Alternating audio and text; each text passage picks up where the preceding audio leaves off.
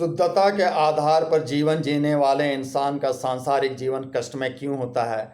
आज इसी गूढ़ विषय को जानेंगे। यूं तो संसार में भगवान का दो सिस्टम हमेशा प्रभावी है, एक भगवान का, दूसरा इंसान का। जब जब भगवान के सिस्टम के साथ इंसान का सिस्टम मैच करता है, तब तब परिणाम अनुकूल होता है, और जब जब भगवान के सिस्टम के साथ इंसान का सिस्टम मिसमैच करता है, तब तब परिणाम प्रतिकूल होता है। और अब तो एक दिनी चमत्कारिक सिस्टम भी प्रभावी संसार में, समाज में होता जा रहा है।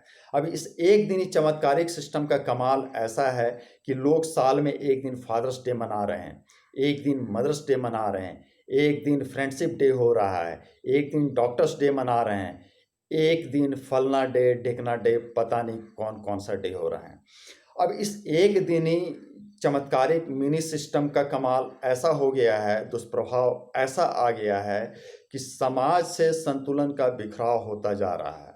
यही कारण है कि विद्यार्थी आज एक दिन पढ़ के विद्वान बन रहा है, लोग एक दिन मेहनत करके पहलवान बन रहे हैं, लोग एक दिन काम करके धनवान बन रहे हैं, लोग एक दिन में ही संसार का सब कुछ प्राप्त करने का प्रयास कर रहे हैं।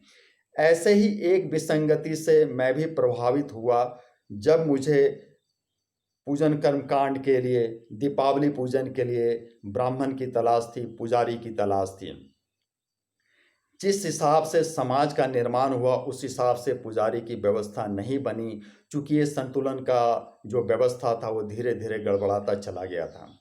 व्यवस्था ये बनाई गई थी कि जो विद्वान वर्ग होगा, जो धार्मिक कर्मकांड कराएगा, जो ज्ञान देगा, जिससे समाज संचालित होगा, उसका उन्नति होगा, वही समाज उसका भरण पोषण करेगा, उसके जीविकोपार्जन की व्यवस्था करेगा। लेकिन धीरे धीरे ये व्यवस्था कमज़ोर होती जा रही है, टूटती जा रही है।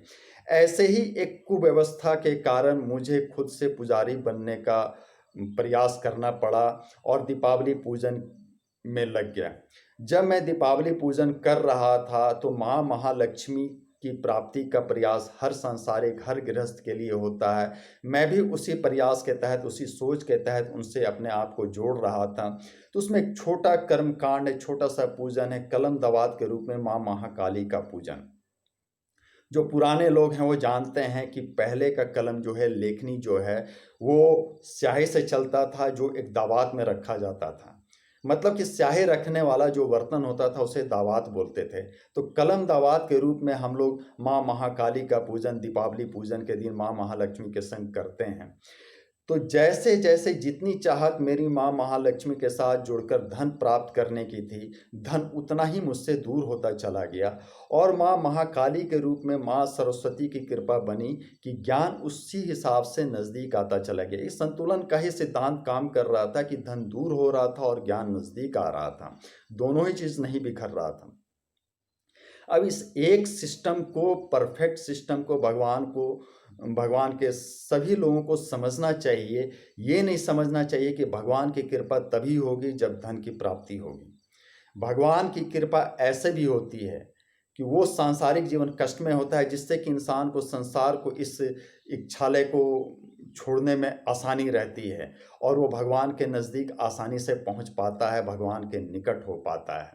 मैंने अपने विवेचन के आधार पे आप लोगों तक इस वीडियो को पहुंचाने का सिर्फ इसलिए प्रयास किया कि आज संसार में जो भय, संशय भगवान का इस तरीके से प्रभावी हो गया है, मुहूर्त पकड़ने का, उस समय को पकड़ने का, तो ये करने का, वो करने का, पूरा का पूरा ज़िंदगी जो है आदमी टेंस में गुजरता है, भय संशय में गुजरता है, उसे समझ में नहीं आता कि ये क्या खेल चल रहा है। तो ये स्पष्ट समझ लें कि अगर आपके पास दुख दरिद्रता आ रही है तो इतिहास गवाह है, बहुत सारे ऐसे साधु सन्यासी फकीर हुए जिनका सांसारिक जीवन बहुत अच्छा था, बहुत धनवान थे, लेकिन जैसे जैसे वो भगवान के साथ जुड़ते चले गए, वो सांसारिक रूप से कमज़ोर होते चले गए, आर्थिक रूप से टूटते चले गए। स्वामी विवेकानंद एक परफेक्ट एग्जाम्पल हैं, और भी बहुत लोग हैं।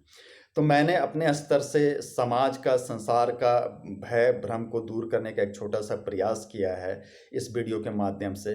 और यह चूँकि समाज का काम है, धर्म का काम मैं कर रहा हूँ, तो मैं चाहूँगा कि आप लोग भी इसमें शेयर करें, सहयोग करें। चूँकि यह काम एक अकेले इंसान के संभव नहीं है। आप लोग ये प्रयास करें कि समाज के ज़्यादा से ज़्यादा लोगों तक ये पहुंच पाए।